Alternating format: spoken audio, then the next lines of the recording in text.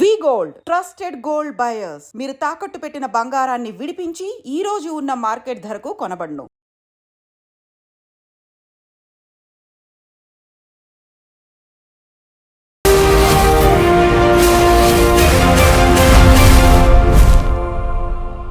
నమస్తే, welcome to I dream social spotlight with Kavitha. Pahalgam attack తర్వాత భారత సైన్యం ప్రెసిషన్ స్ట్రైక్స్ చేసింది. ఆ తర్వాత పిక్చర్ అభి బాకీ హై అనుకుంటూ ప్రతి ఒక్కరూ ఎదురు చూశారు. యుద్ధం వస్తుంది అనుకున్నారు, పీఓకేని స్వాధీనం చేసుకుంటామనుకున్నారు, ఎట్ ద సేమ్ టైం పాక్కి బుద్ధి చెప్తామనుకున్నారు.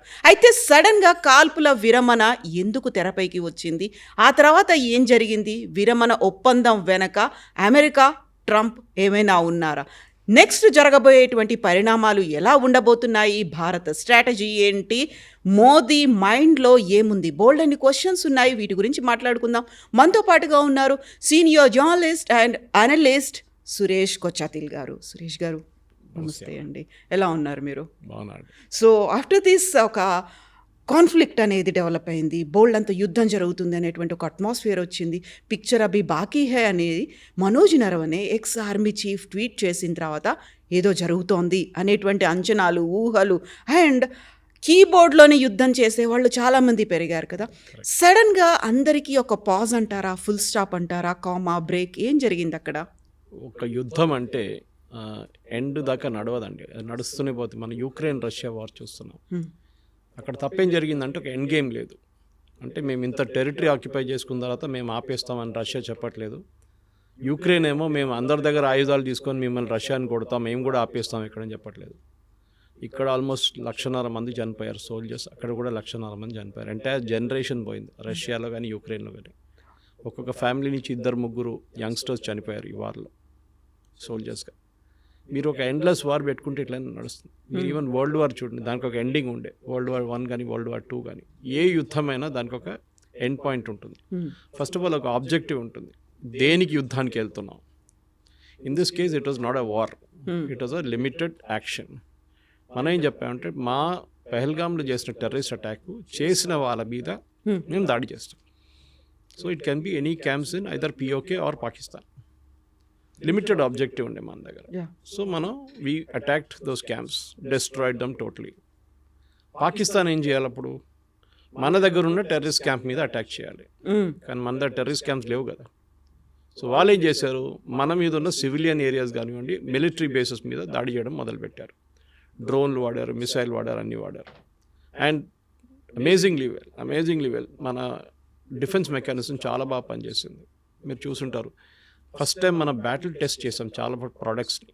అది S-400 ఉండొచ్చు, ఆకాష్ తీర్ సిస్టమ్ ఉండొచ్చు, పినాకా ఉండొచ్చు, ఏదైనా చాలా సిస్టమ్స్ ఉన్నాయి. అది కూడా నావిక్, మన శాటిలైట్ బేస్ కంట్రోల్ చేసే సాఫ్ట్వేర్ కానివ్వండి, గ్లోబల్ పొజిషన్ సిస్టమ్ కానీ అన్నీ చాలా బాగా పనిచేసింది. దాని వెనుక మొత్తం బయటకు వచ్చి అందరు మాట్లాడారు, కానీ చాలామంది మాట్లాడుతున్నారు, ఎస్పెషల్లీ ప్రైవేట్ సెక్టర్ వాళ్ళు హెల్ప్ చేస్తున్నారు, మాట్లాడుతున్నారు. వాళ్ళ ప్రోడక్ట్స్ రేపు అమ్మాలి కదా వాళ్ళకు, దానికోసం. కానీ ఏం జరిగింది అప్పుడు? పాకిస్తాన్ వచ్చి మన మీద దాడి చేశారు. ఎక్కువ డ్యామేజ్ అని చేయలేదు, జమ్మూలో 2-3 ప్లేసెస్లో డ్యామేజ్ జరిగింది. సివిలియన్స్ చాలామంది చనిపోయారు along the international border and also the LOC. ఎందుకంటే అది రెగ్యులర్ అక్కడ నడుస్తూనే ఉంటుంది. సో వాళ్ళు ఫైరింగ్ చేస్తుంటారు బార్డర్ నుంచి, మనం కూడా ఫైరింగ్ చేస్తూనే ఉంటాం. అది ఇప్పుడు కాదు, ముందు కూడా నడుస్తుంది.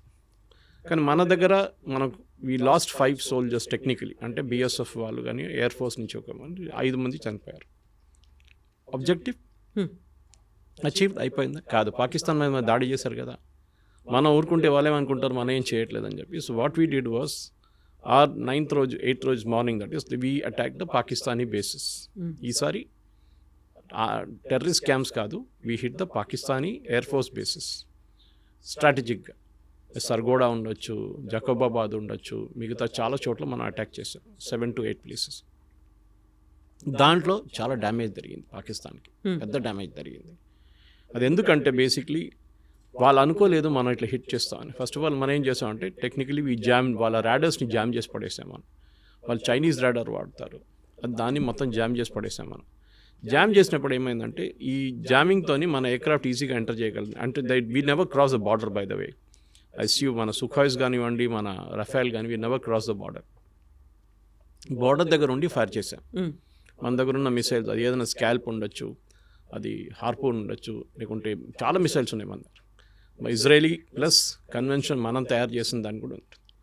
So it cause substantial damage Pakistan భయపడ్డారు.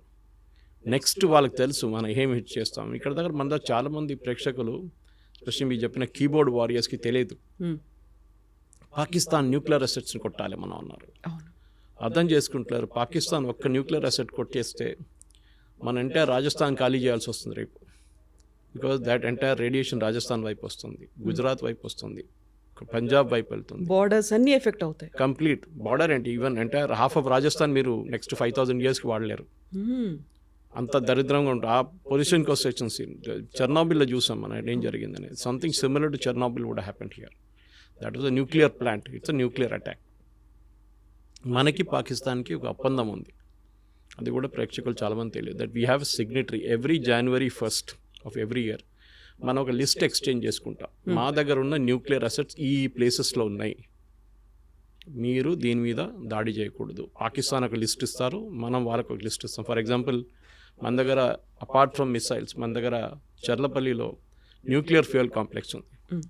భారతదేశంలో ఉన్న అన్ని న్యూక్లియర్ పవర్ ప్లాంట్స్కి ఫ్యూయల్ సప్లై చేసి అక్కడి నుంచి, అంటే వాళ్ళు రాడ్స్ తయారు చేసి పంపిస్తారు, యురేనియం తెప్పించుకుంటారు బయట నుంచి, దాన్ని ప్రాసెస్ చేసి పంపిస్తారు. వాళ్ళు కూడా ఆర్మీ కానివ్వండి, ఎయిర్ఫోర్స్, నేవీ కోసం ఎక్విప్మెంట్ తయారు చేస్తారు. సో మీరు ఆ లిస్ట్ ఇచ్చినప్పుడు మీరు దాని మీద దాడి చేస్తారా? చేయరు కదా, చేయకూడదు. That is a agreement you have. ఏ దేశం అయినా కానీ న్యూక్లియర్ అసెట్స్ మీద ఎప్పుడు దాడి చేయరు. వారికి దాని ప్రభావం వాళ్ళకి తెలుసు ఏమవుతుందని. హిరోషిమా నాగసాకిలో చూసిన తర్వాత next after that nobody has used nuclear weapon, ఎక్కడ వాడలేదు. న్యూక్లియర్ వెపన్ ఒక డెటరెంట్. నా చేతిలో ఒక డండా ఉంది, కొడతాను నేను ఇక్కడ వస్తాయని చెప్పేసి బెదిరించడంలో ఉంటుంది. బియాండ్ దట్ వాళ్ళు ఏం చేయరు. కన్వెన్షనల్ వెపన్స్ వాడుకుంటారు. కానీ పాకిస్తాన్ ప్రాబ్లం ఏంటంటే పిచ్చోన్ చేతిలో రాయిలాగా అయిపోయింది న్యూక్లియర్ మిసైల్. ఎక్కడ వాడుకుంటారు, ఎందుకంటే న్యూక్లియర్ బటన్ అనేది ఒక కమాండ్ బటన్ ఉంటుంది. న్యూక్లియర్ మిసైల్ ఫైర్ చేయాలంటే ఏదో ఒక ప్రెస్ చేయడం కాదు, it goes right from political leadership నుంచి.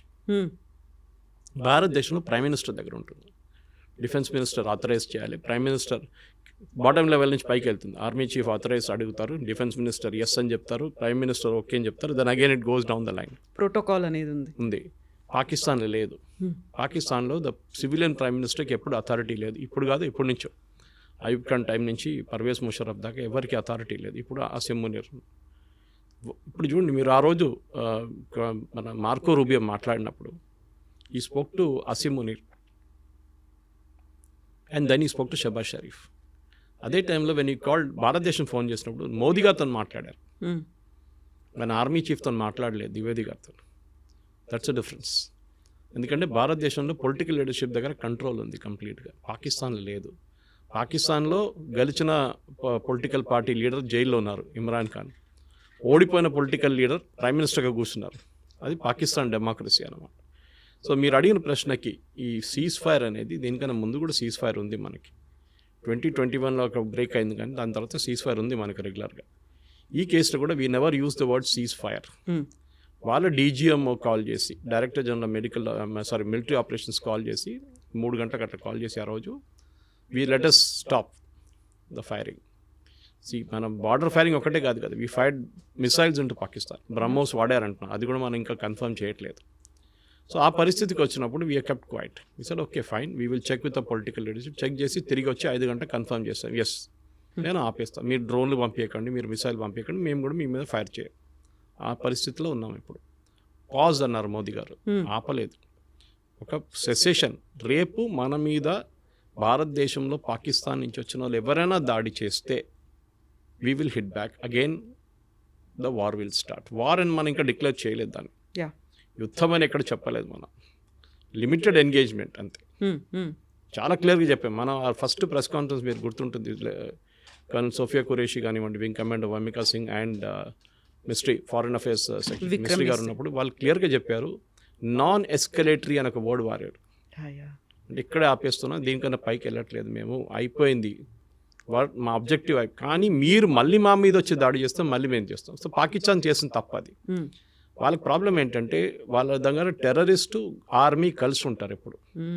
ఆర్మీ నుంచి మీరు చూసుంటారు, ఒక ఫ్యూనరల్ సెరమనీలో పాకిస్తాన్ లెఫ్టినెంట్ జనరల్ వెళ్ళారు, అక్కడ ఉన్న డిప్యూటీ కమిషనర్ వెళ్ళారు ఆ సిటీది. ఎందుకు వెళ్ళారు? One of the terrorist killed was a senior army officer. కానీ వీళ్ళేం చేస్తారంటే ఈ ఆర్మీ ఆఫీసర్ని టెర్రరిస్ట్ క్యాంప్కి డెప్యూట్ చేస్తారు ట్రైనింగ్ కోసం. మనం ఆ రోజు కొట్టినప్పుడు ఈయన మీద పడ్డది బాంబు వచ్చి, 3 చనిపోయారు. సో దానికోసం ఆయన కాఫిన్ మీద మీరు చూసుంటారు ఫ్లాగ్ ఉండే, పాకిస్తానీ జెండా. That is it. And funeral, state funeral ఇచ్చారు వాళ్ళు. సో స్టేట్ ఫ్యూనరల్ టెర్రరిస్ట్కి ఇవ్వరు.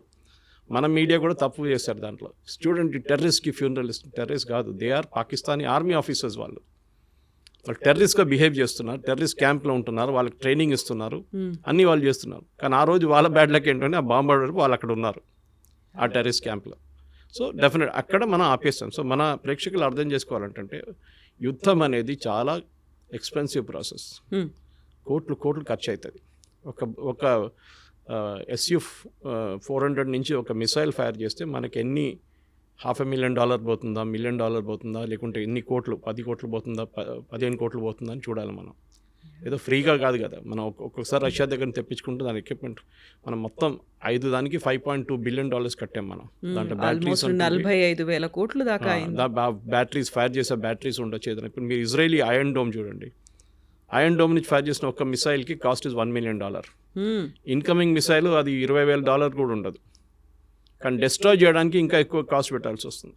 సో మనం దానికన్నా ఆకాష్ తీర్ వాడాం. It's lesser cost. ఇప్పుడు కొత్త టెక్నాలజీలో ఈవెన్ ఇజ్రాయెల్ టెస్ట్ చేస్తున్నారు, మనం కూడా టెస్ట్ చేస్తున్నాం. లేజర్ వాడుకుంటున్నాం. అంటే మీకు ఫిజికల్గా ఏం ఫైర్ చేయట్లేదు, లేజర్తో డిస్ట్రాయ్ చేస్తున్నారు దాన్ని, ఇన్కమింగ్ మిసైల్. సో కాల్పు విరమణ అనేది ఇట్స్ అ ప్రాసెస్. మోదీ గారు చెప్పిన దాని ప్రకారం ఇక్కడైనా ఇప్పటి నుంచి మన మీద దాడి చేస్తే, పాకిస్తాన్ నుంచి వచ్చిన తీవ్రవాదులు మన దగ్గర వచ్చి కాశ్మీర్ కానివ్వండి మిగతా ఎక్కడైనా వచ్చి దాడి చేస్తే we will start again. So ఒక భయం, దీనికన్నా ముందు ఈ భయం లేకుండే పాకిస్తాన్కి. ఇప్పుడు వాళ్ళు చేస్తారా? చేయరు. ఎందుకంటే వాళ్ళకి తెలుసు మన కాల్పు విరమణ చేసింది ఈ కండిషన్ మీద. ఇది వైలేట్ చేస్తే మళ్ళీ మేము స్టార్ట్ చేసేస్తాం, మళ్ళీ మమ్మల్ని తప్పు పట్టకండి. This is what it is. So మెచ్యూర్గా ఎందుకంటే ఈ జనరేషన్ అసలు యుద్ధం అని చూడలేదు. 71లో ఐ వాజ్ ఇన్ స్కూల్. మనం కూడా చూడలేదు హైదరాబాద్లో యుద్ధం అనేది. జరిగింది బంగ్లాదేశ్లో, మళ్ళీ హర్యానా, పంజాబ్, రాజస్థాన్, గుజరాత్, కాశ్మీర్. ఎప్పుడు చూడండి యుద్ధాల్లో వీరే ఎఫెక్ట్ అవుతారు మ్యాక్సిమం. అక్కడే చాలామంది చనిపోతారు. మనం ఇక్కడ కూర్చొని లెక్చర్లు ఇస్తాము, కీబోర్డ్లో సోషల్ మీడియా పోస్ట్ చేస్తాం, మోదీ గారు కొట్టండి, బాంబు వేయండి అని. కానీ రేపు ఒక 200 మంది చనిపోయి మన సోల్జర్స్ వాళ్ళ బాడీ రిటర్న్ వచ్చినప్పుడు అప్పుడు మీ మూడు మారిపోతుంది. ఇప్పుడు 5 ఫ్యూనరల్ చూసే మనం చాలామంది అప్సెట్ అయిపోయారు. ఒక యుద్ధం అంటే 2 సైడ్లో ఉంటుంది. మహాభారతం చూసాం మనం, ఈ 2 వైపులో చనిపోతారు మనుషులు. సో ఒక మెచ్యూర్ పొలిటికల్ లీడర్షిప్ ఎప్పుడు ఆపాలే వారిని కూడా తెలుసుకోవాలి.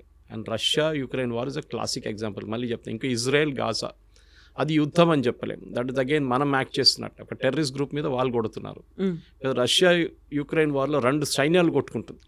ట్రూ. మనది సెకండ్ స్టేజ్లో పాకిస్తాన్ ఆర్మీ వచ్చారు, ఫస్ట్ స్టేజ్లో పాకిస్తాన్ ఆర్మీ లేకుండే మనం డైరెక్ట్ టెర్రరిస్ట్ క్యాంప్ని కొట్టాం. సో పొలిటికల్ మెచ్యూర్ లీడర్షిప్లో చాలా బాగా చేశారు మోదీ గారు. ఎక్కడ ఆపాలని ఆయనకు తెలుసు. సో ఇప్పుడు పాజ్ బటన్ ప్రెస్ చేశారు. కానీ మీకు గుర్తుంటుంది, దీనికన్నా ముందు మన ఫస్ట్ వార్ ఈ టెన్షన్ స్టార్ట్ అయినప్పుడు పెహల్గామ్లో మన ఇండస్ వాటర్ ట్రీటీ ఆపేశాం. దానికి కూడా ఒక పాజ్ బటన్ ప్రెస్ చేశాం. నేను చెప్పేది ఈ ఆర్మీ యాక్షన్ దీనికి అన్నికంటే బ్రిలియంట్ మూవ్ వాస్ దట్. అది ఎందుకంటే దాంతో పాకిస్తాన్ మొత్తం సత్యనాశ అయిపోతుంది, కంప్లీట్గా ఫినిష్ అయిపోతుంది. వాళ్ళకు ఒక పంట ఆల్రెడీ పోయింది, ఇంకో పంట ఎప్పుడు పోతుందో తెలియదు.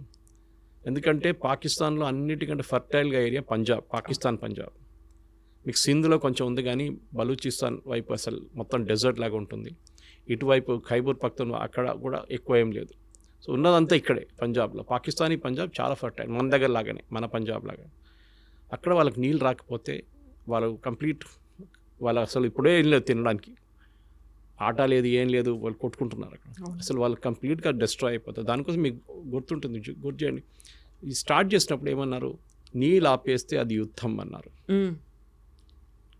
అక్కడ అంతా వాళ్ళకి తెలుసు అది ఇంపాక్ట్ అంటే. ఇప్పుడు అడుగుతున్నారు, రిక్వెస్ట్ చేస్తున్నారు ఇండియన్ గవర్నమెంట్ మనం నెగోషియేట్ చేద్దాం. ఎందుకంటే 1960లో సైన్ చేసిన అగ్రిమెంట్ ఇది. అప్పుడు మనం 80% నీళ్ళు వాళ్ళకి ఇస్తున్నాం అని చెప్పి అగ్రిమెంట్ సైన్ చేసుకుని చాలా పెద్ద తప్పు అది. Now that mistake has been corrected. మన పాపులేషన్ మారిపోయింది, మాకు కూడా దానికి రైట్స్ ఉన్నాయి. ఎందుకు లేదు? నేను if you see the river, నేను లే లదాఖ్ వెళ్ళినప్పుడు చూశాను, చాలా బాగుంటుంది, బ్యూటిఫుల్ ఉంటుంది, డెసలేట్. అక్కడ టిబెట్ నుంచి వస్తుంది, అది వచ్చి ఇండస్ రివర్ మెయిన్ సిస్టమ్ అక్కడ. అది కాకుండా మనకు 3 వెస్టర్న్ ఫ్లోయింగ్ రివర్స్ ఉంది including Indus, 3 eastern flowing rivers through Punjab. So Indus, Beas, Sutlej, Yamuna అన్నీ that is the continuous link అన్నమాట. మనం నీళ్ళు ఇప్పుడు ట్యాప్ లాగా ఆఫ్ చేయలేము దాన్ని ఇండస్ని. It's a big system. కానీ ఈ యుద్ధంలో ఐ థింక్ లిమిటెడ్ ఆబ్జెక్టివ్స్ ఏమేమి ఉన్నా మన అన్ని సెకండ్ మనం వ్యాలిడేట్ చేసుకున్నాం మన ఎక్విప్మెంట్ ఎట్లా పనిచేస్తుంది అని. ఈ యుద్ధంలో మీరు ఎక్కడైనా సోల్జర్స్ తుపాకీలు తీసుకొని అక్కడ పరిగెత్తడం చూసారా అటువైపు, లేకుంటే ట్యాంకులు వెళ్తాం చూసారా? టిపికల్ వార్ లేదన్నీ చూస్తాం మనం, కానీ యుద్ధం మారిపోయింది, స్ట్రాటజీస్ మారాయి, స్ట్రాటజీస్ మారింది అండ్ మోర్ ఎక్విప్మెంట్. ఈ యుద్ధం ఎట్లా నడుస్తుంది అనేది కాన్సెప్ట్ మారిపోయింది. అది యుక్రెయిన్ రష్యా వార్లో తెలిసిపోయింది. ఈవెన్ ఇజ్రాయలీ గాజాలో కూడా హూతీస్ మిసైల్ ఫైర్ చేస్తున్నారు, ఇరాన్ మిసైల్స్ ఫైర్ చేస్తున్నారు, లెబనన్ వాళ్ళు ఫైర్ చేస్తున్నారు, ఇక్కడ హమాస్ వాళ్ళు ఫైర్ చేస్తున్నారు మిసైల్స్. ఇజ్రాయెల్ ఏమో దాన్ని ఆడుకుంటుంది. వాళ్ళు ఐరన్ డోమ్ కానివ్వండి, డేవిడ్ స్లింగ్ అండ్ పేట్రియట్ వాళ్ళ దగ్గర 3 డిఫెన్స్ సిస్టమ్స్ ఉన్నాయి, ఎయిర్ సిస్టమ్స్. ఒకటి 60 కిలోమీటర్ దాకా, ఒకటి 200 కిలోమీటర్ల దాకా, ఇంకోటి ఇంటర్కాంటినెంటల్ బ్యాలిస్టిక్ మిసైల్ డీల్ చేయడానికి పేట్రియట్. మన దగ్గర కూడా అదే, మన దగ్గర కూడా 3 డిఫరెంట్ టైప్స్ ఆఫ్ 4 ఉన్నాయి మన దగ్గర. ఆకాష్ నుంచి మన నార్మల్ యాంటీ ఎయిర్క్రాఫ్ట్ గన్ నుంచి అక్కడి నుంచి మొదలవుతుంది అనమాట. Last one is SU-400. So మన దగ్గర అన్ని ఎక్విప్మెంట్ వ్యాలిడేట్ అయిపోయింది. బ్యాటిల్ ఫీల్డ్ కండిషన్లో ఎట్లా పనిచేస్తుంది, మీరు ల్యాబ్లో తయారు చేసుకున్న బాగానే ఉంది, ఫీల్డ్ ట్రయల్ చేస్తుంది బాగానే ఉంది, కానీ బ్యాటిల్ కండిషన్లో పనిచేస్తుందా లేదో చెప్పలేము. పాకిస్తాన్ ఆ రోజు మీకు గుర్తుంటుంది, ఒకటేసారి వాళ్ళు మన మీద 15 మిసైల్స్ ఫైర్ చేశారు. S400 చెప్పచ్చు. S400కి ఒకటేసారి they can up to 300 missiles tackle చేయొచ్చు, ఏ సోర్స్ నుంచి ఎక్కడి నుంచి వస్తాయి కూడా. సో ఇది పెద్ద సబ్జెక్ట్ యాక్చువల్లీ. కానీ దీన్ని మనం రష్యా దగ్గర తీసుకున్నప్పుడు మనకు కూడా డౌట్ ఉంది, మీకు గుర్తుంటుంది, అప్పుడు US మన మీద శాంక్షన్స్ థ్రెటన్ చేశారు. మీరు ఇది కొంటే అంతే సంగతి, మిమ్మల్ని మీద శాంక్షన్. మోదీ గవర్నమెంట్ చెప్పారు ఓకే. అది ఐ థింక్ గోవా కాన్ఫరెన్స్లో, గోవాలో మన బ్రిక్స్ సమ్మిట్ జరిగినప్పుడు అగ్రిమెంట్ సైన్ చేశారు రష్యాతో. ఇప్పుడు US అన్నారు మీరు తీసుకుంటే రష్యా శాంక్షన్, కానీ మనం we went head political leadership, Modi గారి లీడర్షిప్ ఒక డిసిషన్ తీసుకున్నారు, సరే శాంక్షన్స్ అది శాంక్షన్ చూసుకుందాం అని. కానీ వాళ్ళు ఏం చేయలేదు, ఎందుకంటే వాళ్ళ ఎక్విప్మెంట్ అమ్మాలని చూసారు మన దగ్గర, మనం తీసుకోలేదు. అది ఇది తీసుకోకపోతే అది తీసుకుంటాము అని. ఎందుకంటే US దగ్గర తీసుకున్న ప్రాబ్లం ఏమవుతుందంటే, రేపు మన దగ్గర ఏదైనా గొడవ అయితే, రేపు మనం పాకిస్తాన్ మీద దాడి చేసినా కానీ చైనాతోనే గొడవ పెట్టుకుంటే US చేస్తారు, వీళ్ళు దాని స్పేర్ పార్ట్ ఆపేస్తారు. మన పోఖ్రాన్లో చూసాం మన అప్పుడు US దగ్గర నుంచి చాలా లిమిటెడ్ ఎక్విప్మెంట్ తీసుకున్నాం, కానీ మొత్తం అన్నీ ఆపేశారు వాళ్ళు. So we should be careful. యుద్ధం అనేది ఏదో వచ్చి కొట్టుకుందాం, ఇటు బాంబులు వేద్దాం, మోదీ గారు పాకిస్తాన్ని మొత్తం ధ్వంసం చేసేయండి, అది నడవదు. ఈవెన్ POK ఇష్యూ కూడా దానికన్నా పెద్ద ఇష్యూ. కాకపోతే ఇప్పుడు ఇంత అయిన తర్వాత సడన్గా విక్రమ్ మిస్త్రీ గారి మీద పడ్డారు. ఆయన అబ్యూజివ్ కామెంట్స్ అనేవి ఉన్నాయి, ట్రోల్స్ అనేవి ఉన్నాయి. ఏం జరుగుతుంది అనేది క్లారిటీ మిస్ అవుతోందా, లేకుంటే they are in a mood, at any cost మనం వెళ్ళిపోవాలి, కొట్టేయాలి, స్వాధీనం చేసుకోవాలి, ఈ ఒక ఎమోషన్ని క్రియేట్ చేసింది ఆ అట్మాస్ఫియర్ ఎందువల్ల అంటారు? ఇప్పుడు ఏమైపోతుందంటే ఇది ఒకటే ఇష్యూ కాదు, క్రికెట్ మ్యాచ్ నడుస్తున్నప్పుడు ఇదే ఇష్యూ ఉంటుంది. ఒక క్రికెట్ మ్యాచ్ ఓడిపోతే సంగతి అంతే, వీళ్ళందరూ కలిసి ధోని మీదనో క్యాప్టెన్ ఎవరున్నా విరాట్ కోహ్లీయా లేకుంటే రోహిత్ శర్మ ఇవే పడతారు వీళ్ళందరూ కలిసి. సో మన దగ్గర ప్రాబ్లం ఏంటంటే, నేను చెప్పాను కదండి, మన దగ్గర డ్రాయింగ్ రూమ్లో కూర్చొని IPL చూసుకుంటా ధోని దగ్గర బ్యాటింగ్ ఎట్లా చేయాలని చెప్తారు మన వాళ్ళు. True, they are all experts. ఒక వీక్ బడ్జెట్ వచ్చినప్పుడు అందరు బడ్జెట్ ఎక్స్పర్ట్స్, ఫైనాన్స్ ఎక్స్పర్ట్స్ అయిపోతారు. క్రికెట్ మొదలైతే అందరు క్రికెట్ ఎక్స్పర్ట్స్ అయిపోతారు. దాని తర్వాత ఇప్పుడు యుద్ధం వచ్చినప్పుడు అందరు యుద్ధం అన్ని వార్ ఎక్స్పర్ట్స్ అయిపోతారు. మీరు కూర్చొని మోదీ గారికి అడ్వైస్ ఇవ్వక్కర్లేదు. మీరు చూసుంటారు పెహల్గామ్ జరిగిన తర్వాత 5 రోజుల తర్వాత చాలామంది నా దగ్గర స్టూడియోస్లో అడిగారు ప్రశ్న, మోదీ గారు అంటే ఏం చేయట్లేదు, ఎందుకంత సైలెంట్గా ఉన్నారు, హిందీలో అడిగారు నా దగ్గర, మోదీ బాంబ్ క్యో नहीं डाल रहा है. నేను చిన్నపిల్లల ఆట కాదు ఇది. ఫస్ట్ ఆఫ్ ఆల్ ప్లానింగ్ ఉండాలి, దీనికి ఇంటెలిజెన్స్ ఉంటుంది. ఎక్కడెక్కడ వాళ్ళ టెర్రర్ క్యాంప్స్, వాళ్ళ దగ్గర 24 టెర్రర్ క్యాంప్స్ ఉంది పాకిస్తాన్. మనం కొట్టింది 7 నుంచి 9, దాంట్లో 14 మిసైల్ యూస్ చేసాం మనం. ఒక స్పాట్లో మనం 3 సార్లు కొట్టాము, మీరు చూసుంటారు ఆ వీడియో వాళ్ళు చూపించిన దాంట్లో. సో ఆ పరిస్థితికి రావాలంటే 14, మీరు గుర్తుంటుంది మన ఉరి జరిగిన తర్వాత సర్జికల్ స్ట్రైక్స్ 9వ రోజు జరిగింది, పుల్వామా జరిగిన తర్వాత బాలాకోట్ స్ట్రైక్ 13వ రోజు చేసాం, ఈసారి 14వ రోజు చేసాం. టైం అన్నిటికీ ప్లానింగ్ ఉంది, ఎందుకంటే వాళ్ళు రెడీగా కూర్చున్నారు అక్కడ. పహల్గామ్ కాగానే ఇండియా అటాక్ చేస్తారని వాళ్ళకి తెలిసిపోయింది, టెర్రరిస్ట్ కానివ్వండి పాకిస్తాన్ ఆర్మీ. కానీ ఒక వారం తుపాకీ కూర్చొని పట్టిన మంచి ఒక వారం తర్వాత అంటాడు ఏంటి ఎవరు రావట్లేదు, ఇది బోర్ కొడుతుంది కదా, మనం ఎంత కూర్చోవాలి చెప్పేసి పక్కన రిలాక్స్ అయిపోతారు. ఆ టైంలో కొట్టాలి. That is very important. Sun Tzu అని చెప్పి చైనీస్ ఫిలాసఫర్ ఉన్నారు, చాలా ఫేమస్, మీరు చదువుంటారు. ఆర్ట్ ఆఫ్ వార్ అని ఒక బుక్ రాశారు. దాంట్లో ఈ always says you should catch the enemy unprepared. చాలా ఇంపార్టెంట్. ప్రిపేర్డ్ ఉన్నప్పుడు మనం మిసైల్ ఫైర్ చేస్తే వాళ్ళు ఫైర్ చేస్తారు, మనకేం అడ్వాంటేజ్? మళ్ళీ మన మీద ధ్వంసం ఎక్కువైపోతుంది. సో వాళ్ళు ఈ షుడ్ మొత్తం ప్లానింగ్ చేసుకున్న తర్వాత, డీటెయిల్ ఇంటెలిజెన్స్ వచ్చిన తర్వాత మనం కరెక్ట్గా హిట్ చేసాం. వాళ్ళు కూడా అడ్మిట్ చేస్తున్నారు ఇంతమంది చనిపోయారని చెప్పి. ఒక ప్లేస్లో అయితే ఏదో మస్జిద్ లోపల మహిళలు పిల్లలు అందరు చనిపోయారన్నారు. రాత్రి 1 గంటకు ఈ మహిళలు పిల్లలు మస్జిద్ లోపల ఏం చేస్తున్నారండి? ఎందుకున్నారు అక్కడ? అక్కడే మీకు క్వశ్చన్ వచ్చేది. ఇట్ వాజ్ నాట్ ఎ మస్జిద్. మస్జిద్ పేరు పెట్టుకున్నారు అంతే. అది ప్లేస్ చూడండి. అది ఇప్పుడు మీరు గూగుల్కి వెళ్ళి ఆ మస్జిద్ పేరు కొడితే పర్మనెంట్లీ క్లోజ్డ్ అని వస్తుంది. సో మొన్న కూడా పాకిస్తాన్ చీఫ్ ప్రైమ్ మినిస్టర్ వెళ్ళి మేము మళ్ళీ మస్జిద్ని కట్టేస్తాం మళ్ళీ మొత్తం. అంటే వచ్చిన ఫండ్స్ IMF దగ్గర నుంచి ఫండ్ దీనికి వాడుకుంటారు వాళ్ళిగా. మనకు ప్రాబ్లం లేదు, వాళ్ళు ఏమని చేసుకోవచ్చు. ప్రాబ్లం ఈజ్ పాకిస్తాన్ ఆర్మీకి సర్వైవ్ చేయడానికి టెర్రరిజం కావాలి వాళ్ళకి. ఇప్పుడు కాదు, 35 సంవత్సరాల నుంచి చేస్తున్న పని వాళ్ళది. ఆఫ్ఘనిస్తాన్లో టెర్రరిస్ట్ని తయారు చేయడం, ఫస్ట్ ఐసిస్, దాని తర్వాత Al-Qaeda, first Taliban, Al-Qaeda, ISIS, దాని తర్వాత మొత్తం ధ్వంసం అయిన తర్వాత ఇప్పుడు తాలిబాన్ టేక్ ఓవర్ చేసుకున్నారు ఆఫ్ఘనిస్తాన్. సోవియట్స్ పారిపోయారు, మరి తర్వాత US పారిపోయారు, NATO పారిపోయారు. ఇప్పుడు ఎక్కడ పంపించాలి టెర్రరిస్ట్ అంతని? ఎక్కడో వాడుకోవాలి కదా. నేను ఎప్పుడు దీన్ని భస్మాసుర్ ఎఫెక్ట్ అని చెప్తాను. దీన్ని భస్మాసుర్కి వరం ఇచ్చిన తర్వాత టెస్ట్ చేయడానికి శివ భగవాన్ తల మీద పెడదాం అనుకున్నారు. పాకిస్తాన్ సంగతి అంతే. ఇప్పుడు పాకిస్తాన్ తల మీద తేరికా తాలిబాన్ వచ్చి కొడుతున్నారు, అటువైపు నుంచి బలూచిస్తాన్ వాళ్ళు కొడుతున్నారు, ఇటువైపు టెర్రరిస్ట్ కూర్చున్నారు. వాళ్ళు అంటున్నారు మన ఇండియాకి పోకపోతే మేమేం చేయాలంటున్నారు. ఏం పని ఉంది మాకు ఇక్కడ అని. సో దే ఆర్ సర్వైవింగ్ దానికోసం. చూడండి, పాకిస్తాన్ ఆర్మీ, పాకిస్తాన్ పొలిటీషియన్స్ అందరూ వచ్చేది పంజాబ్ నుంచి, పంజాబ్ నుంచి 90%. ఒక ఎక్సెప్షన్ ఇమ్రాన్ ఖాన్ అట్లాంటి వాళ్ళు ఉండొచ్చు, కానీ మిగతా అందరూ అక్కడి నుంచి వస్తారు. వీళ్ళకి మాఫియా, వాళ్ళు అక్కడే ఎన్షూర్ చేసుకుంటారు. ఈ ఏరియా నుంచి వచ్చిన వాళ్ళే. మీరు ఎప్పుడైనా ఖైబర్ పఖ్తూన్వా లేకుంటే బలూచిస్తాన్ నుంచి ఒక ప్రధానమంత్రి, ఒక ఆర్మీ చీఫ్ పేరు విన్నారా? ఎప్పుడు లేదు. వీళ్ళు అక్కడి నుంచి ఉంటారు.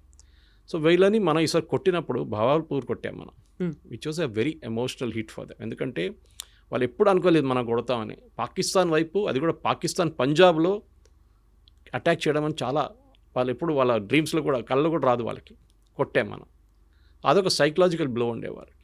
దాని తర్వాత మీకు తెలుసు రెస్ట్ ఆల్ ఈజ్ హిస్టరీ అని చెప్పేటట్లు మనం చాలా కొట్టాం. దాని తర్వాత వాళ్ళు వచ్చి మన దగ్గర మనం విరామణ చేసుకుందాం, మనకు ఇప్పుడు ఒక ఒప్పందం లాగా చేసి, ఒప్పందం ఎక్కడ సైన్ చేయలేదు. We are not signed any agreement.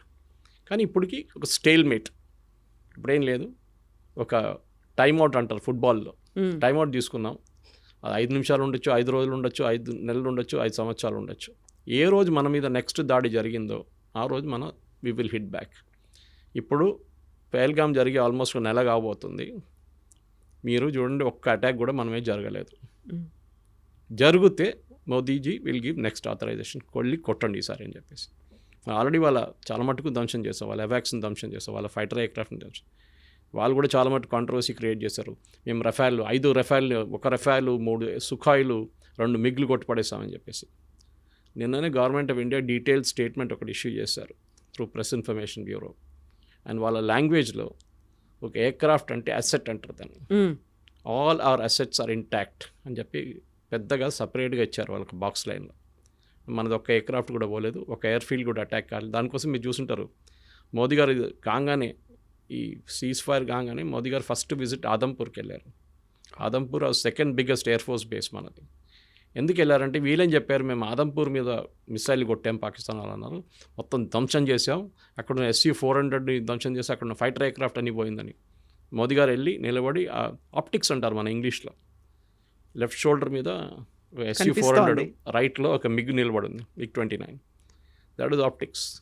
Modi గారు వచ్చింది ఆయన నార్మల్ ఎయిర్క్రాఫ్ట్లో కాదు, మిలిటరీ ఎయిర్క్రాఫ్ట్లో ల్యాండ్ అయ్యారు. అంటే runways working, systems are working, లేకుంటే ల్యాండ్ గారు.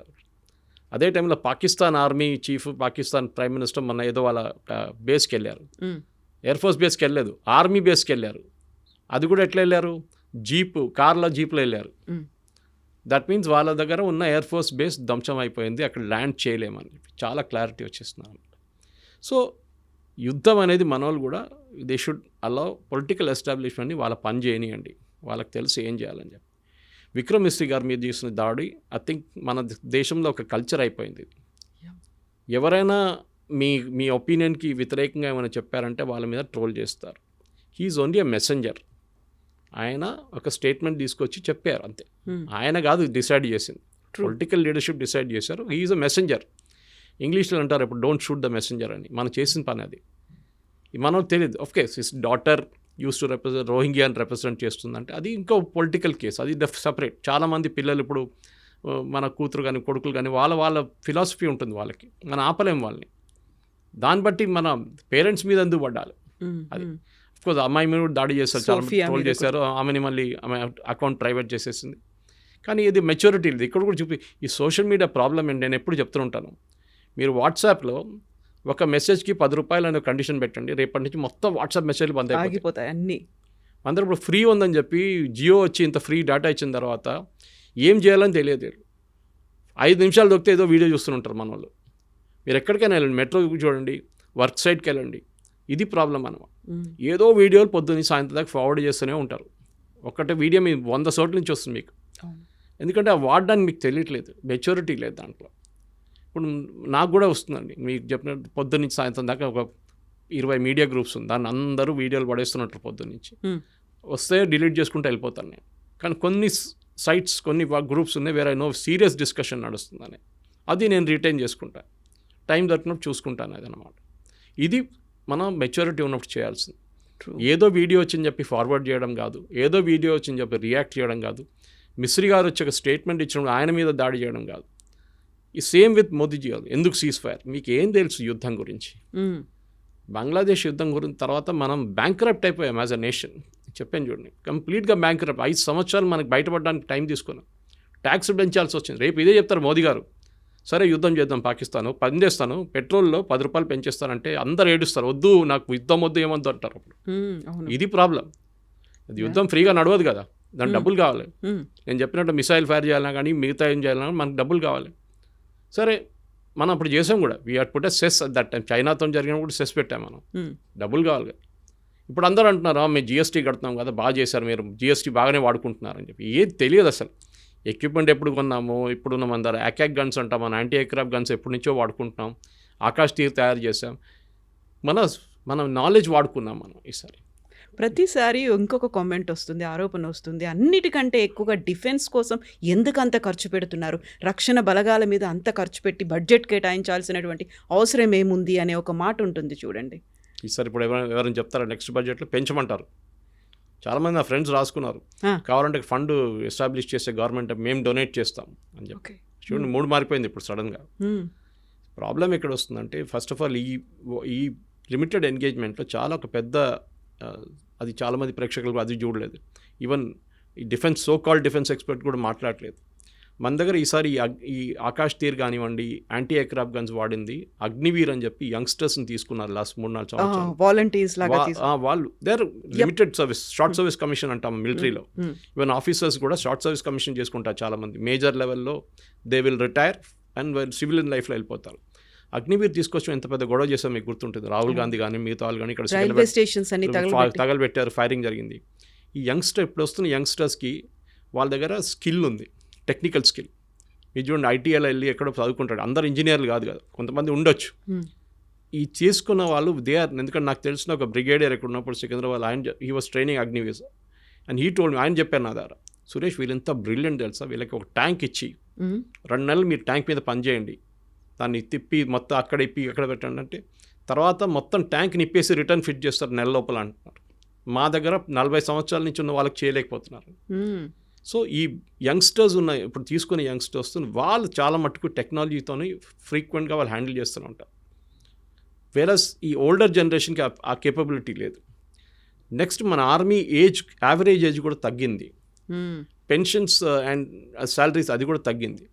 పెద్ద ఆర్మీ ఇప్పుడు చూస్తున్న ఇట్లాంటి యుద్ధాల్లో మనకు పెద్ద ఆర్మీ ఏం అక్కర్లేదు. మనకు కావాల్సింది టెక్నాలజికలీ కాంపిటెంట్గా ఉన్న మనుషులు కావాలి, అబ్బాయిలు అమ్మాయిలు కానీ. ఇప్పుడు కూడా జరిగిన ఈ యుద్ధంలో నాకు తెలిసిన మట్టుకు కాన్ఫిడెన్షియల్ సోర్స్ నుంచి చాలా ఈ కంట్రోల్ రూమ్స్ హ్యాండిల్ చేసింది వాస్ విమెన్. ఎందుకంటే వాళ్ళు కూడా టెక్నికలీ కేపబుల్గా చాలామంది ఉన్నారు. సో అది మీరు either it will be ATCs or అక్కడ కూర్చొని డ్రోన్ హ్యాండిల్ చేస్తున్న వాళ్ళు ఉండొచ్చు, మిసైల్ ఫైర్ చేస్తున్న ఉండొచ్చు, వీళ్ళందరూ రాడార్ని కాన్సిస్టెంట్గా చూస్తూనే ఉన్నారు. అది ఒక కేపబిలిటీ, అనలైజ్ చేయడం, ఏ మిసైల్ ఎక్కడ ఫైర్ చేయాలని చెప్పేసి. అది ఎక్కడి నుంచి వస్తుంది, ఎంత స్పీడ్లో వస్తుంది ఆ మిసైల్ అని చెప్పేసి, is it coming at 2.5 times the speed of sound, లేదు నార్మల్ మిసైల్ పంపిస్తున్నారా, బ్లాండ్ డ్రోన్ పంపిస్తున్నారా, లోడెడ్ డ్రోన్ పంపిస్తున్నారా, దీస్ ఆల్ అనలైజ్ చేయాల్సి వస్తుంది అనమాట. సో మీకు టెక్నికలీ కాంపిటెంట్ యంగ్స్టర్స్ కావాలి ఆర్మీలో. సో నేను నెక్స్ట్ జనరేషన్ రిక్రూట్ చేస్తున్నాడు కాబట్టి కంపల్సరీగా మినిమం ఐటీఐని పెట్టండి. అట్లీస్ట్ ఐటీఐలో కొంతమంది వెళ్ళి చదువుకుంటారు. ఇప్పుడు ఐటీఐకి వెళ్ళినోడు ఏం పని లేనోడు అక్కడికి వెళ్తారని చెప్పి ఒక కాన్సెప్ట్ వచ్చేస్తుంది అనమాట. అది కాకుండా ఇప్పుడు ఇట్లా చూపిస్తే కొత్తగా ట్రైనింగ్, ఆర్మీ వాళ్ళు కూడా వాళ్ళ ఎక్విప్మెంట్ ఇచ్చి ట్రైనింగ్ చేపిస్తే ఐటీఐలో రెడీమేడ్గా వాళ్ళకి ప్రోడక్ట్స్ దొరుకుతారు, వాళ్ళకి ఒక టాలెంట్ వచ్చేస్తుంది, మ్యాన్ పవర్ వచ్చేస్తుంది వాళ్ళకి. ఇది జరగాలి. సో ఫ్యూచర్ ఆఫ్ వార్ఫేర్ అనేది ట్యాంకులు కాదు, ఉంటుంది ట్యాంక్ లేదని చెప్పట్లేదు, ఈవెన్ సోల్జర్స్, ఇన్ఫెంట్రీ కాదు, ఉండొచ్చు, అది కూడా ఉంటుంది, ఇన్ఫెంట్రీ యూస్ ఇన్ఫెంట్రీకి ఉంటుంది. కానీ మనం జాగ్రఫీ కోసం వెళ్ళట్లేదు. రష్యా యుక్రెయిన్ జాగ్రఫీ కోసం కొట్టుకుంటున్నారు. మాకు మేము 100 kilometers గుంజుకుంటాం మీ దగ్గర నుంచి, వీళ్ళేమో మేము దగ్గర నుంచి 100 kilometers గుంజుకుంటాం. మనకు ఆ ప్రాబ్లమే లేదు. మీరు పిఓకే గురించి రెఫరెన్స్ చెప్పారు ఒకసారి. పిఓకే తీసుకోవడం చాలా ఈజీ, మాట్లాడడం again drawing room situation. PoK గుంజుకుందాం మనం. ఈవెన్ అప్పుడప్పుడు అమిత్ షా గారు కూడా అన్నారు, ఫస్ట్ ఆఫ్ ఆల్ పిఓకే తీసుకుంటే అక్కడున్న టెర్రరిస్ట్ని మొత్తం మనం తీసుకోవాలి కదా. అవును కదా. అక్కడున్న ముస్లిం పాపులేషన్ మనతో వాడారు, వాళ్ళు పాకిస్తాన్ వాళ్ళు మన దగ్గరికి ఎందుకు వస్తారండి? ఆ కల్చర్ డిఫరెంట్గా ఉంది. కల్చర్ ఒకటే కాదు, ఇప్పుడు మీరు రేపు వెళ్ళి నేను బంగ్లాదేశ్ కాన్కర్ చేస్తాను అంటే బంగ్లాదేశ్ వాళ్ళు ఎందుకు వస్తారు భారతదేశంతో? రారు. వాళ్ళంటే మాది స్వతంత్రం, ఇది పిఓకే ఉండొచ్చు, పాకిస్తాన్ ఆక్యుపైడ్ కాశ్మీర్ ఉండొచ్చు, కానీ అక్కడ ఉన్న వాళ్ళు పాకిస్తానీ వాళ్ళు, ఇప్పుడు కాశ్మీర్ వాళ్ళు కాదు. అది జనరేషన్లు మారిపోయాయి. అక్కడ వాళ్ళు పాపులేషన్ రీసెటిల్ చేశారు. పంజాబ్ వైపు నుంచి, సింధు వైపు నుంచి చాలామందిని తీసుకొచ్చి రీసెటిల్ చేశారు పిఓకేకి. పాపులేషన్ మేట్రిక్స్ మారిపోయింది. రెండోది, మీరు ఇండియన్ పాపులేషన్ తీసుకుంటే ఇదే బీజేపీ వాళ్ళు ఏడుస్తారు రేపు, అరే అందరూ ముస్లిమ్స్ వచ్చేసారు, 10 లోక్సభ సీట్లు వాళ్ళకి పోయింది ఇప్పుడు అని చెప్పేసి. సో మీరు ప్రాక్టికల్గా అగైన్ చెప్పడానికి చాలా ఈజీ, పిఓజీకే తీసుకుందాం, మోదీ గారు వెళ్ళండి బాంబు పంపి 2 బాంబులు పడేయండి, అది కాదు, అంత ఈజీ కాదు. మన దగ్గర ఉన్న కాశ్మీర్ ముందు మేనేజ్ చేసుకుందాం మనం, తర్వాత పిఓకే గురించి మాట్లాడదాం. It's an unsettled issue. అది ఇప్పుడు కాదు, హిస్టారిక్లీ 1948లో రాజా హరి సింగ్ అడిగినప్పుడు నెహ్రూ హెల్ప్ చేయలేదు టైంలో. ఆ రోజు టైంలో హెల్ప్ చేసి ఉంటే ఇండియన్ ఆర్మీని పంపిస్తే మనకి పిఓకే ప్రాబ్లమే లేకుండా పిఓకే కూడా మన దగ్గర ఉండిపోతుండే. అక్కడ ఉన్న 2 చోట్ల మనకు పనికి వస్తుంది. ఒకటి గిల్గిత్ బాల్టిస్తాన్, న్యాచురల్ రిసోర్సెస్ చాలా ఉన్నాయి అక్కడ, టంగ్స్టన్ కానివ్వండి, మీరు లిథియం కానివ్వండి, చాలా ఉంది అక్కడ. అది చైనాకి అమ్ముకున్నారు వీళ్ళు, పాకిస్తాన్. ఇప్పుడు చైనీస్ కంపెనీలు పనిచేస్తున్నాయి అక్కడ, దానికి ఒక్కటే ఇంట్రెస్ట్ ఉంది మనకి, అది వచ్చేస్తే మనం తీసుకుంటాం కావాలంటే. కానీ అంత ఈజీ కాదు, అక్కడ కూడా పొలిటికల్ మెచ్యూరిటీ ఉండాలి. సరే, ఒక ప్రాబ్లం ఉంది, పిఓజేకే మన దగ్గర లేదు. ఒఫీషియల్లీ మనం 22 సీట్లు కూడా ఇచ్చేసాం జమ్మూ కాశ్మీర్ అసెంబ్లీలో, ఎవరు లేరు క్యాండిడేట్, కానీ 23 సీట్లు 22 సీట్లు ఇచ్చేసేవాళ్ళు. Let us wait. ఏదో ఒక రోజు అక్కడున్న ప్రజలు ఇప్పుడు బలూచిస్తాన్లో చేసినట్లు గొడవ చేసి వచ్చి మాకు భారతదేశంలో విలీనం అయిపోతాం, అటువైపు బారాముల్లా దాకా మీరు ట్రైన్ తీసుకొచ్చారు, వందే భారత్ తీసుకొచ్చారు, చెనాబ్ బ్రిడ్జ్ కట్టారు, ఇంత బాగుంది అక్కడ అన్ని డెవలప్మెంట్, మా దగ్గర ఇక్కడ ఏం లేవు, మేము మీ దగ్గరకు వచ్చేస్తామంటే అది డిఫరెంట్ మ్యాటర్.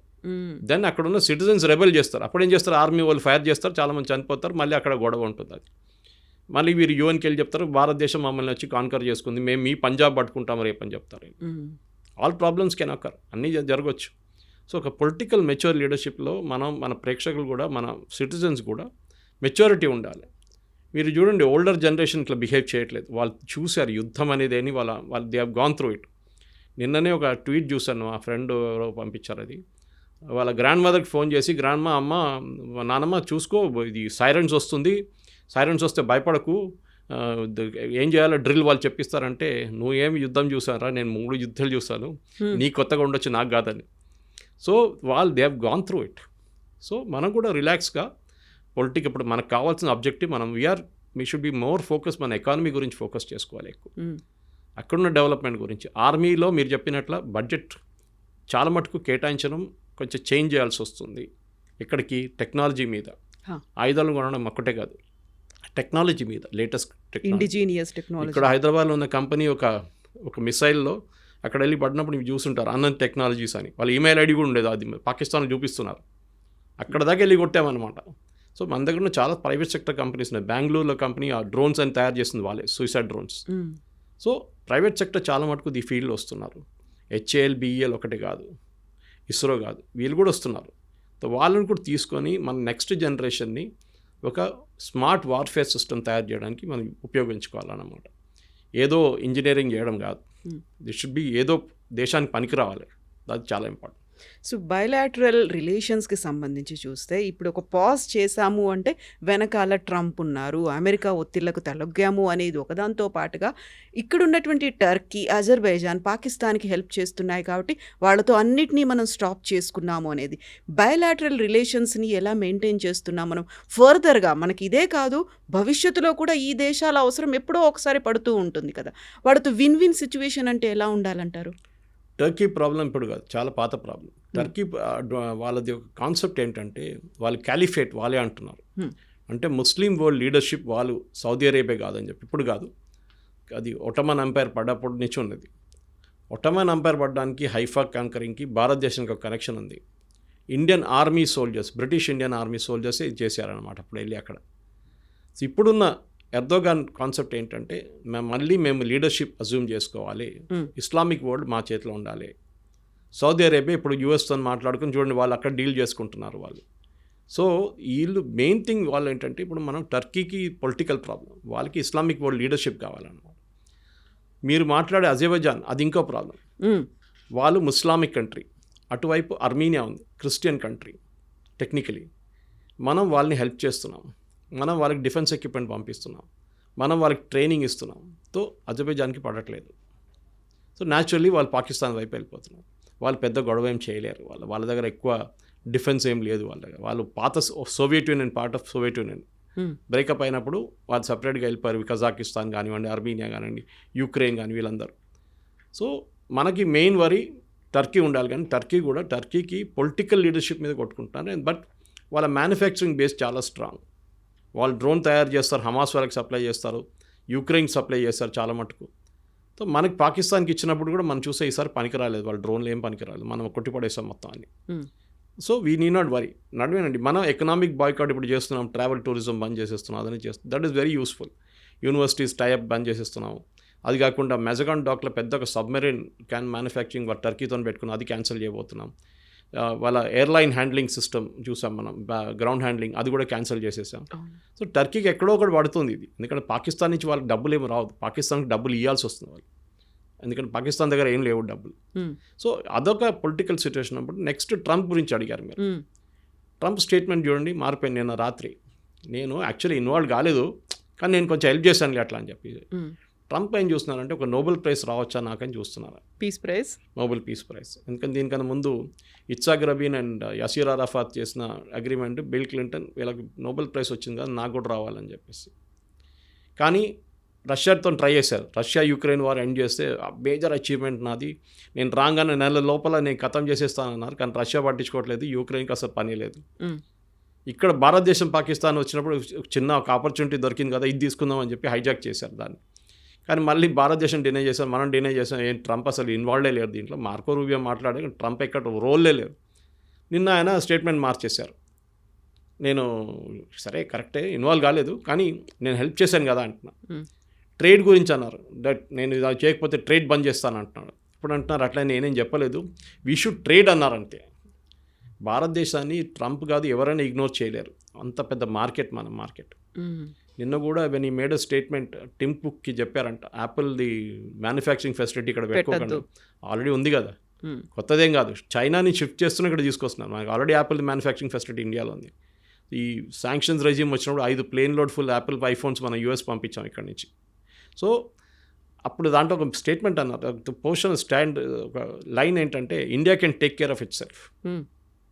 చూడండి, అమెరికన్ ప్రెసిడెంట్ అన్న మీరేం వాళ్ళకి వెళ్ళి టెక్నాలజీ ఇవ్వక్కర్లేదు, వాళ్ళు తయారు చేసుకుని వాళ్ళే తయారు చేసుకుంటే వాళ్ళకి కేపబిలిటీ ఉందని చెప్పి. So that is a positive statement. కానీ మన వాళ్ళ ట్రంప్ వచ్చి చేశారని చెప్పి అక్కడ కాంగ్రెస్ వాళ్ళు గొడవ చేస్తున్నారు. ఇప్పుడు ట్రంప్ నేనేం చేయలేదంట, ఇప్పుడు ఏం చెప్తారండి? ఇప్పుడు will you now say that no Trump agree చెప్పిందే కరెక్ట్ అని? ఆయన పబ్లిసిటీ కోసం చెప్తారు, ఆయనకు మన అందరికి తెలుసు, ఇవాళ చెప్పింది రేపు మార్చేస్తాడు స్టేట్మెంట్. ఫర్ పొలిటికల్ డొమెస్టిక్ కానివ్వండి, ఇంటర్నేషనల్ కానివ్వండి, ఆయనకేం లేదు. ఇప్పుడు ఏం కావాలంటే బేసిక్లీ ఇంకా 3.5 సంవత్సరాలు ఉంది, దాని తర్వాత ఈ కెనాట్ బి బ్యాక్. అమెరికాని I want make America great again. అమెరికాలో మ్యానుఫ్యాక్చరింగ్ అందరిని తీసుకొస్తాను. అమెరికాలో ఇవాళ ప్లాంట్ మొదలు పెడితే మీకు 3 సంవత్సరాలు పడుతుంది ప్లాంట్ రెడీ కావడానికి. అప్పుడు కొత్త ప్రెసిడెంట్ వచ్చేస్తారు అప్పుడు.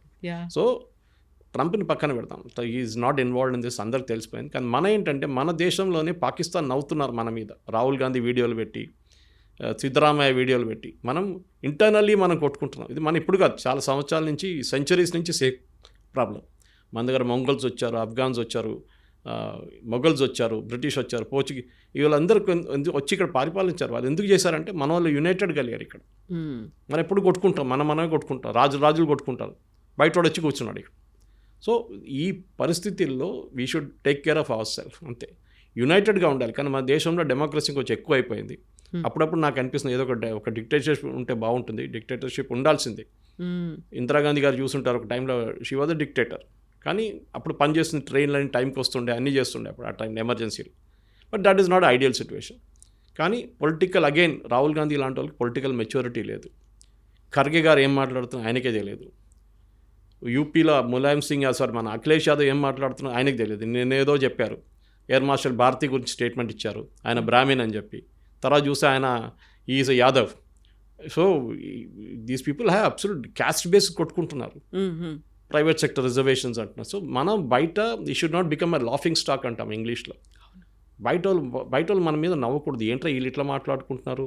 ఇజ్రాయెల్ చూడండి, వాళ్ళ మీద ఇంత పెద్ద October 7th అటాక్ జరిగిన తర్వాత కూడా వాళ్ళ మీద ఇంటెలిజెన్స్ ఫెయిలియర్ అది ఇదే మాట్లాడలేదు. తర్వాత చూసుకుందాం అదంతా. ముందు హమాస్ని ఖతం చేద్దాం. హెజ్బుల్లాని ఫినిష్ చేసేస్తారు, ఇక్కడ హమాస్ని ఫినిష్ చేస్తారు. That is the first priority. Opposition leader క్యాబినెట్లో కూర్చున్నారు, ఇక్కడేమో నాకు పార్లమెంట్ సెషన్ కావాలంటున్నారు. మోదీ గారు వచ్చి స్టేట్మెంట్ ఇస్తే ఏమైనా అయిపోతుంది అక్కడ, అన్నీ అయిపోతుంది, అన్ని ప్రాబ్లమ్స్ సార్ట్ అయిపోతుంది. రైట్ నౌ మనం అలర్ట్లో ఉన్నాం. వాళ్ళు ఎప్పుడైనా రిటర్న్ దాడి చేయవచ్చు, ఇంకో టెర్రరిస్ట్ అటాక్ జరగవచ్చు. Let us be careful. యునైటెడ్గా ఉండాలి. కానీ భారతదేశంలో యునైటెడ్గా ఉన్నది ఒక కాన్సెప్ట్ బహుశా ఇప్పుడు రాదు. We will never be united. మనం ఎప్పుడు డివైడ్ అయి ఉంటాం. అది క్యాస్ట్ బేసిస్ ఉండొచ్చు, రిలీజియన్ బేస్ ఏదైనా ఉండొచ్చు. సో ఇట్స్ అ ట్రాజడీ, కానీ ఏం చేయలేము అది. But at the same time ఒక 60% నుంచి 60% మంది ఆర్ మెచ్యూర్ ఇనఫ్. వాళ్ళు పొలిటికలీ మెచ్యూర్ ఉన్నారు. దానికోసం మీరు చూసుంటారు మోదీ గారిని 3 సార్లు గెలిపించారు. ఆ 33%, 34% population, they are good enough. వాళ్ళు కొంచెం మెచ్యూర్గా ఉన్నారు. వాళ్ళు ఉంటే భారతదేశం ఇంకా సేఫ్ హ్యాండ్స్లోనే ఉంటున్నారు. ఎస్ సురేష్ గారు, థ్యాంక్ యూ సో మచ్ అండి. చాలా క్లారిఫికేషన్స్ ఇచ్చినందుకు, బోల్డ్ అన్ని డౌట్స్ని క్లియర్ చేసినందుకు థ్యాంక్ యూ సో మచ్ అండి. Thank you. నిజంగా ప్రస్తుతం ఉన్నటువంటి సమాజం దేనికి ప్రయారిటీ ఇస్తుంది? ఆర్థిక సంబంధాల చుట్టూ మాత్రమే తిరుగుతోంది. మళ్ళీ ఎన్నికలంగానే చాలా విరక్తి కలుగుతున్నాం. మంచి అనిపిస్తుంది కదా, లేడీస్ కూడా ఛాలెంజింగ్ జాబ్స్ చేసినప్పుడు చాలా బాగుంటది. ట్రాఫిక్ అసిస్టెంట్స్ గా నియమించిన ట్రాన్స్జెండర్స్ అందరితో సాల్యూట్ చేయించుకుంటున్నారు. ఫుడ్ డెలివరీ ఇవ్వటానికి వెళ్ళినటువంటి డెలివరీ బాయ్ అనిల్ పై కళ్ళ ముందు పెళ్ళండి